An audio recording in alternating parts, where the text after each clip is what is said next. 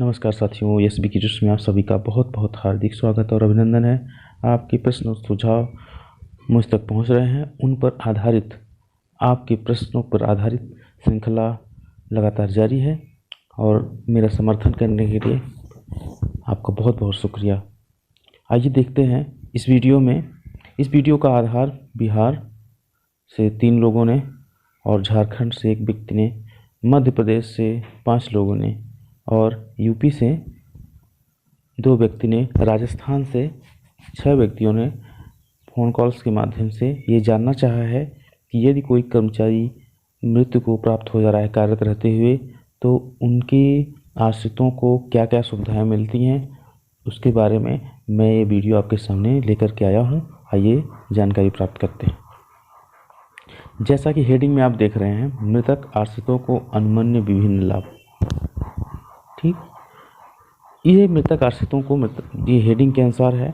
और इसमें अब आगे देखते हैं। सेवा काल में जब किसी कर्मचारी की मृत्यु हो जाती है, उस समय उसके आश्रितों को आर्थिक कठिनाइयों से बचाने के लिए कुछ नियम बनाए गए।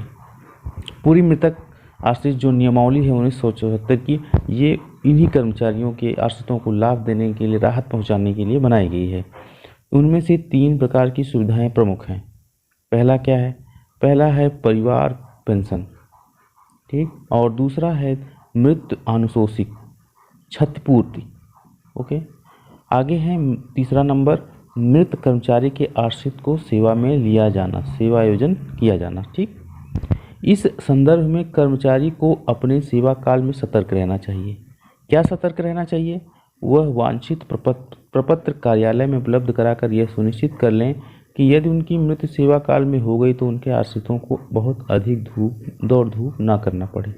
यानी जो उनकी सर्विस बुक है, उनमें अपने जो उनके आश्रित हैं, उत्तराधिकारी हैं, उनका विवरण वो अपने जो उनका ऑफिस है, जहाँ पे उनका कैरेक्टर रोल या कहें सर्विस बुक रहती है, वहाँ पे उसमें आश्रितों का, अपने उत्तराधिकारियों का बिल्कुल नाम वगैरह मेंटेन करवा दें।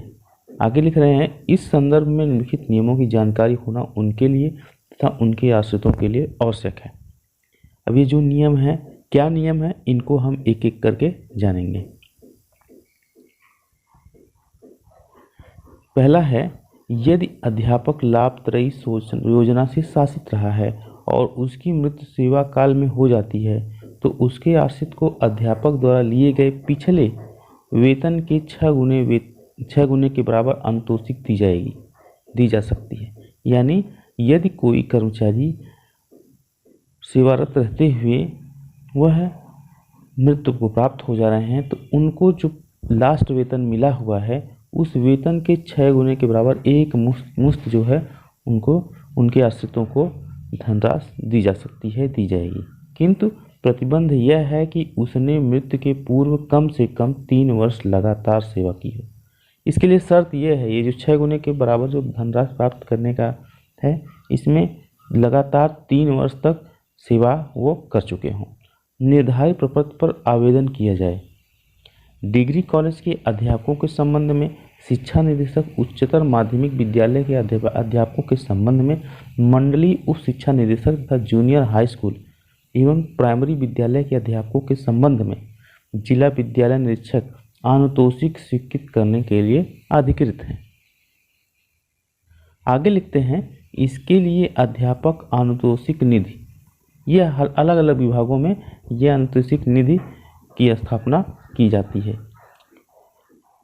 ये शिक्षा विभाग की बात हो रही है, इसलिए इसमें अध्यापक अनुतोषिक निधि की बात कर रहे हैं कि अलग से स्थापना की गई है और उसी से यह धनराशि दी जाएगी। दूसरा बिंदु कह रहे हैं क्या है, पारिवारिक पेंशन पाने के लिए नामांकन पत्र बहुत जरूरी है। यानी जो आवेदन करना तो पड़ेगा ही, कर्मचारी अपनी सेवा काल में नामांकन अवश्य भर दे। नामांकन का मतलब नाम वगैरह, जो अभी शुरुआत में कह रहे थे, नाम वगैरह मेंटेन करा दें अपने जॉब बुक में या कहें तो कैरेक्टर रोल में। नामांकन पत्र के अभाव में 5,000 रुपये से कम धनराशि के दावे के लिए राजस्व विभाग के सक्षम अधिकारी का तथा इससे अधिक धनराशि के लिए जिला सिविल जज का उत्तराधिकार प्रमाण पत्र वांछित है। यदि नामांकन नहीं हुआ है तो उत्तराधिकार जो दावा रहेगा उसमें 5,000 रुपये से कम की धनराशि का दावा यदि है तो वो राजस्व विभाग के सक्षम अधिकारी, और उससे अधिक है 5,000 रुपये से अधिक है तो सिविल जज का उत्तराधिकार प्रमाण पत्र चाहिए होगा। तीसरा बिंदु कह रहे हैं उत्तराधिकारी द्वारा इस आशय का प्रमाण पत्र दिया जाएगा कि वह किसी प्रकार की कोई अन्य स्रोत से किसी प्रकार की कोई अन्य पेंशन प्राप्त नहीं कर रहा है, यानी वो अपने चाहे वो पिता हों चाहे पत्नी हो या भाई हों, जो कर्मचारी थे जिनकी मृत्यु हो गई उन पर वो पूरी तरह आश्रित रह रहे हों, उन्हें अन्य कहीं से आर्थिक लाभ नहीं हो रहा हो, वो बेरोजगार हों, उन्हें कहीं से कोई कमाई ना हो रही हो, इसी चीज़ का ये उत्तराधिकार में वो प्रमाण देने की बात कर रहे हैं। अगला बिंदु देखते हैं। अगला बिंदु है मृत कर्मचारी के आश्रित को सेवा में लिए जाने के लिए 23 सितंबर 1981 को राजाज्ञा संख्या 1981 प्रसारित की गई है। यह दिनांक 1 जनवरी 1981 से प्रभावी मानी गई है, अर्थात ऐसे कर्मचारी जिनकी मृत्यु सेवा काल में 1 जनवरी 1981 को या उसके उपरांत हुई हो के आश्रित को सेवा में लिया जाएगा। ओके। 5वां नंबर है मृतक के आश्रित को विद्यालय के शिक्षक या शिक्षणेतर पद पर ही सेवा में नियोजित किया जाएगा जिसकी पद की वह शैक्षिक अर्हता धारित करता हो। मृतक के जो आश्रित रहेंगे उन्हें शिक्षक के पद पर या अन्य पद पर उनकी शिक्षा की योग्यता के आधार पर उन्हें नियुक्ति दी जाएगी। छठा बिंदु कह रहे हैं आश्रित की आयु 18 वर्ष होनी ही चाहिए, उससे कम नहीं होनी चाहिए। 7वां बिंदु है सेवा में नियोजित किए जाने हेतु आश्रित के रूप में मृत कर्मचारी की पत्नी, यानी कोई ये जेंट्स रहा हो, पुरुष रहा हो और मर जा रहे हैं तो उनकी पत्नी, यदि कोई महिला नौकरी करते हुए मरती हैं तो उनके पति, उनका पुत्र या उनके अविवाहित पुत्रों या विधवा पुत्री के, तथा यदि कोई कर्मचारी मृतक हो वो चाहे पुरुष हो या महिला, दोनों के लिए है, यदि वो अविवाहित मर जाते हैं के संबंध में अविवाहित भाई बहन तथा विधवा माता को मान्य होंगे, सेवा योजना में लिया जाएगा। इतने लोगों का विवरण दिए हैं। 8वां बिंदु है शिक्षक या शिक्षणेतर कर्मचारी के आश्रित को सेवा नियोजित करना नियमानुकूल होगा यदि कर्मचारी की सेवाएं अस्थायी तथा नियमित हों और उसकी मृत्यु सेवा काल में हुई हो। ये शासनादेश है, ये जो आप देख रहे हैं शासनादेश है। आगे देखते हैं।